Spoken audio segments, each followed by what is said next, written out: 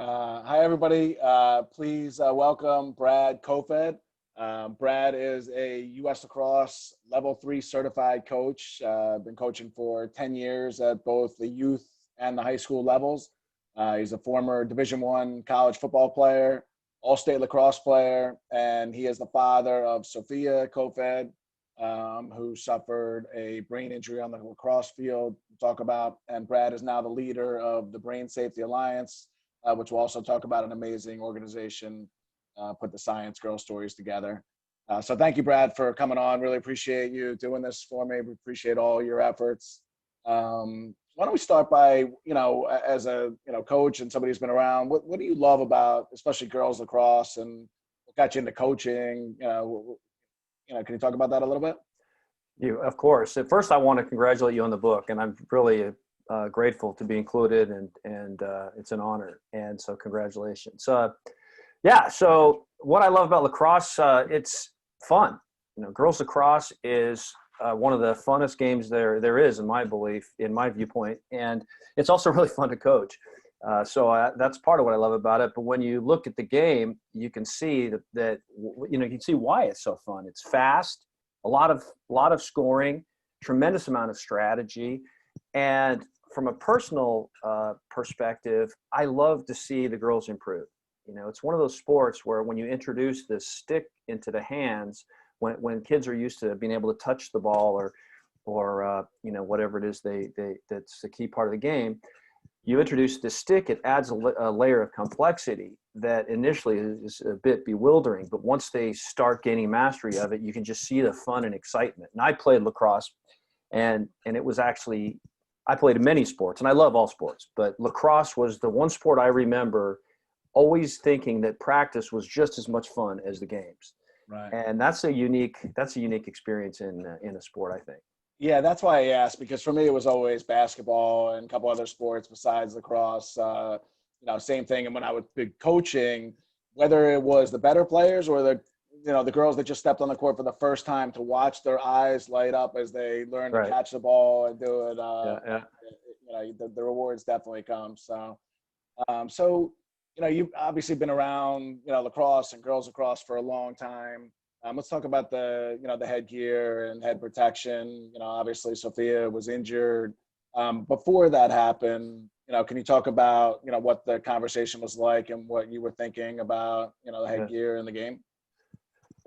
Yeah, no, great question. It's been a really interesting evolution, this whole way that the organization, U.S. Lacrosse and the lacrosse world has looked at concussions. When I began coaching, again, it's about 10 years ago, the idea was, at first, lacrosse is a very safe game. In other words, compared to soccer and other sports, the common knowledge was that the level of concussions was less than these other sports. And whether or not that's true, it's clearly no more dangerous, but it's also probably no more safe as it relates to concussions than soccer and these other girls' sports. So there was kind of some misinformation at the beginning, at least from my perspective, about how frequently this concussions were actually suffered. That said, the game has also evolved a lot. It's gotten faster and more physical. So it could be that over that same period of time, some of that has increased, the contact and the number of concussions. So that's the way it was in the beginning. But then over the time period that I coached, it started becoming much more of a conversation. Obviously, they started recognizing that it was a problem and that concussions were occurring and that perhaps weren't being counted before. And so what you first saw is a lot of discussion around how to prevent them from officiating perspective and a coaching perspective. And so the U.S. Lacrosse began introducing a lot of training programs and certification programs to improve the quality of their coaches, which was a good thing. And I took advantage of all of those. And they also started talking about rule changes and enforcement of rules and trying to better train officials and make sure that it was handled in that way. To the degree that at one season, I recall when I was coaching at the youth level, they actually, in my local league, they actually introduced a rule making a stick check to the head a mandatory red card, irrespective of whether it was in the degree, how hard it was, or anything. And so After that first season, though, that rule was quietly kind of dropped, and I think that just in fact it affected the nature of the play too much to see that actually being enforced, and coaches didn't like that. So there was never a formal report that I saw about that, but nonetheless, that was attempted. After that, what I saw was there started being discussion around how do we better deal with concussions, and the biggest effort that I saw was how do you deal with concussions after it occurred. So there's a lot of training and requirements around teaching coaches, okay, when you suspect an athlete has been concussed, how do you handle that? You get them off the field, you get treatment, which is a good thing. I'm for all of that. Yep. That still didn't, to me, address the fundamental problem of preventing the concussion. But what I listened very carefully over this period of time, and the common message from the governing bodies was, well, because people would ask the question about, should we be looking at headgear? And the response typically was, well, headgear does not prevent concussions. Right. And so, no, that's not an answer. And so we're not going to really look at that. And and to some extent, they were right. They don't prevent concussions of a certain type. But the problem was I think that most of that information was based on the football scenario, where virtually every concussion is caused by a physical body impact. So that's what I've seen over the period of time. Then once the headgear was introduced, there was a lot of resistance. Coaches initially said, I'll never do that. It's going to change the nature of the game. And again, as a good soldier, I listened to the company line that headgear doesn't prevent concussions. And that's essentially what I had been told until my daughter experienced a severe brain injury. And all of a sudden, my whole world changed. And it was at that point in time that I introduced lacrosse for my other headgear to my other daughter, who was a competitive lacrosse player, and the teams that I was coaching at the time, and started seeing the headgear being worn, and actually seeing girls experiencing impacts to the head with no concussive impact, but so being able to continue playing, whereas before they would have been pulled from the game, potentially needing treatment. So that's what I've seen. And then now today where we're at is obviously there's this debate about whether or not headgear is going to help reduce concussions.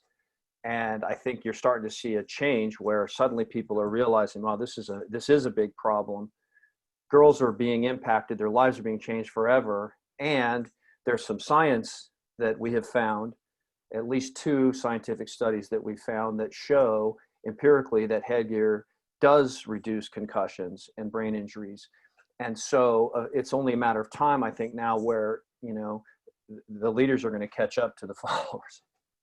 Yeah, no, we certainly, agree about that. And, the arguments that are made, and you've been a part of this too. So, can you talk about, what that's continued to be like, even, after, Sophia suffered on the field, who, by the way, I always say is just an amazing kid. And, you and your family, and how you take something that was a negative and turn it around to do some positive here.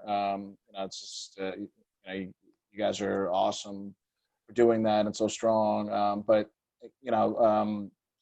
can you, talk about as a dad, what it's been like to watch kind of Sophia and, for the whole evolution from just seeing it so personally happen to you like that, where, Yeah. Yeah. Well, first of all, Sophia has been my inspiration in getting involved with this. I mean, I've always been involved, but from the standpoint of the concussion, dealing with the concussion problem, Sophia, who initially reached out to you and decided she wanted to advocate for others.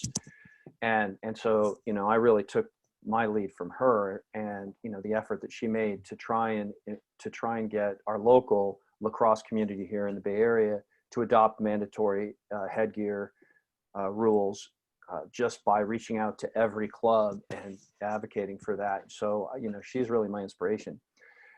So let me first start by saying that anybody who has a child that plays sports should understand that there's always going to be some risk of concussion and risk of other injuries. And I've had in my life played many sports, and I've had virtually every injury, including some concussions when I was younger. However, the brain injury that my daughter Sophia experienced is something that I could never have fathomed. A brain injury is a whole different deal than a broken leg or a torn ligament or something like that. A brain injury changes the makeup of a person, and you can't see it, you can't cast it, you can't inject cortisone, you just can't deal with it in the same way.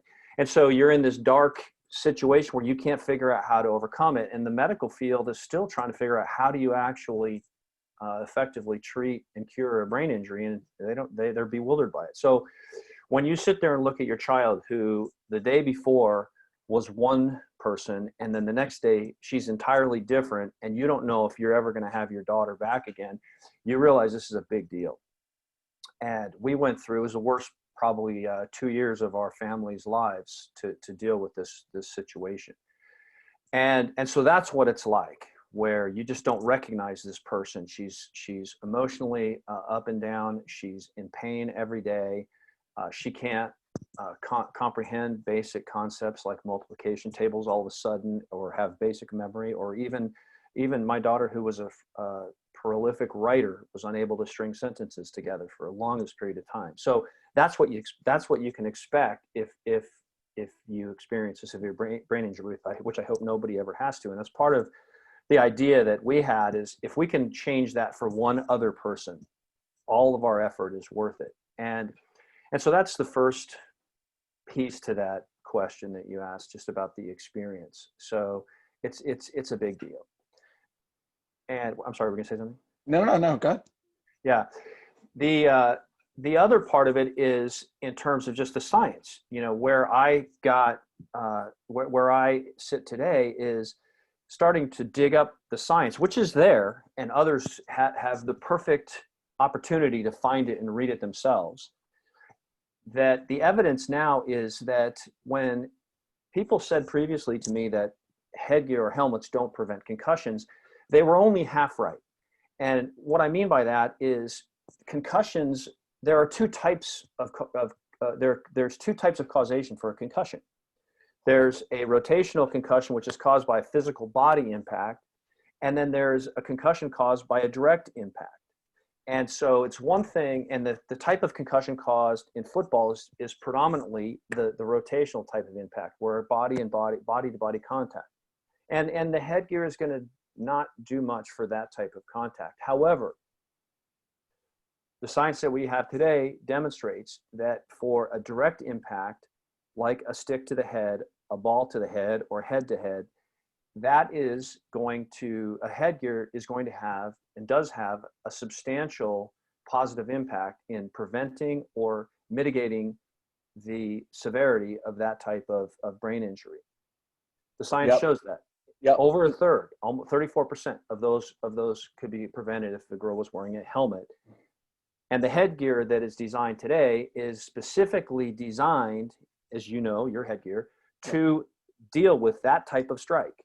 Yep. And so it is obvious that if we can impact over a third of the concussions that occur, there is an opportunity to positively change the game.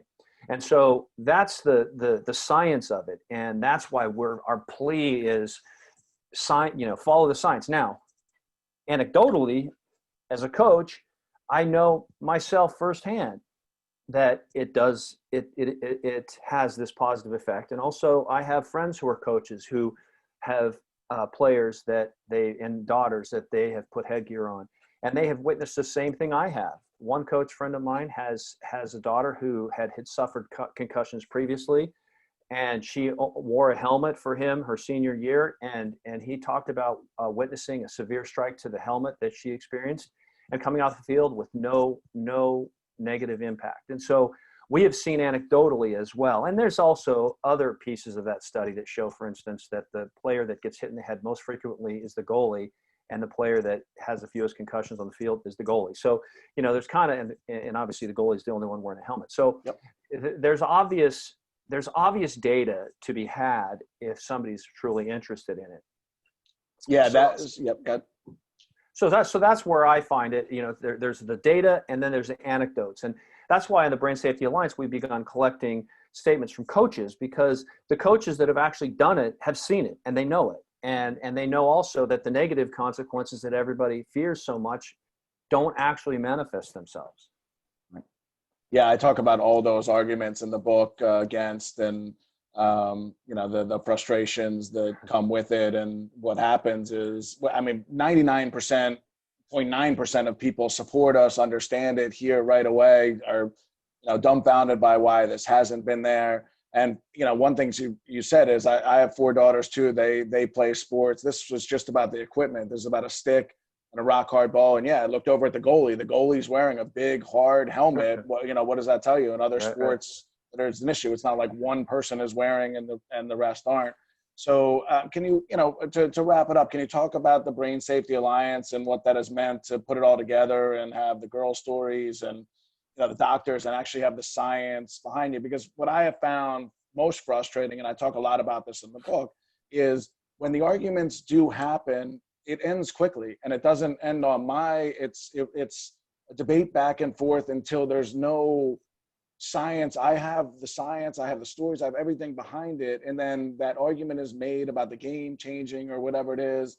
And then, I say just they should officiate the same way and just common sense of it. And then the argument stops. Well, so my question is, for the Brain Safety Alliance and to see it all together and have it, all come together, right. What's that been like for you? Well, it's been great. When I talk to parents, because, as you know, my other daughter wears headgear today, and she's often the only player on the field that's wearing a headgear. And so other parents ask about it. Why don't they all wear headgear? And my answer is that's a good question. They all ought to, but because it is sort of a common sense. It's like, if why do they put a bumper on a car? Because it's going to reduce the impact for the passenger inside the car. So what if you put a surface around an impact? It's going to obviously reduce the severity of the impact internally on a direct impact, as I mentioned. So yeah, the Brain Safety Alliance, the idea was to try and bring this data together, because right now we have fragments of information out there. The governing bodies have not made an effort to get all the science that's existent into one place so people can actually read it, because they have a certain point of view, it appears. Otherwise, there's no reason they wouldn't.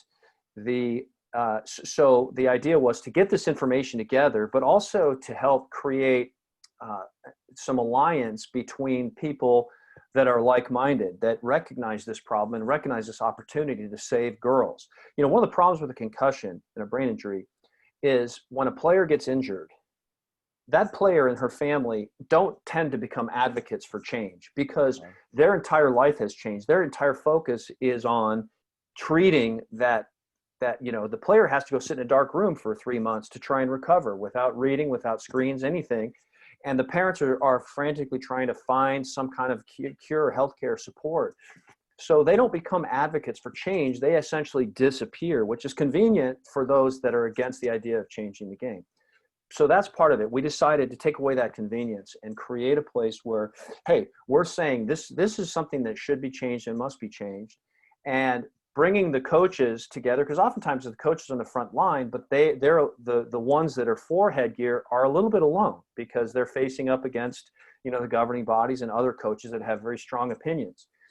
Going to their opinions, the argument that headgear is going to change the game is the first thing that oftentimes is said. It's going to make it more physical, more violent. Well, first of all, I got news for you. The game is changing already every year. And in the 10 years I've been coaching, it has gotten increasingly more physical, increasingly faster. The shots are harder. The girls are stronger.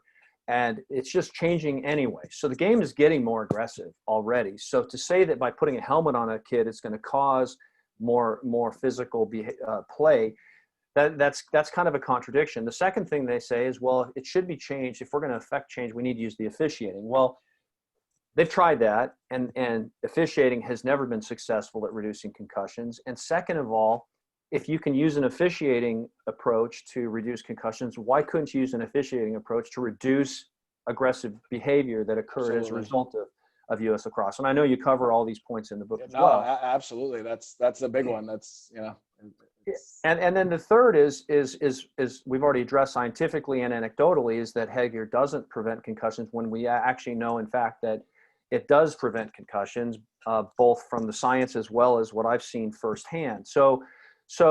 That's part of what's been frustrating. So getting all this information up on the website, where we have, coaches that have experienced it and are willing to go on record saying, yes, I support this. So other coaches can find allies, where parents can get information and they can see the articles that have been written, the debate, and just get access to all this information, as opposed to having to kind of find it. So that's been the idea. And we have people that are involved on our board from the medical field, from the obviously the lacrosse world, from the public affairs area, and so and I'll also like you yourself and other business people who just want to see change, positive change, and it's really about protecting girls and really supporting this initiative, this idea.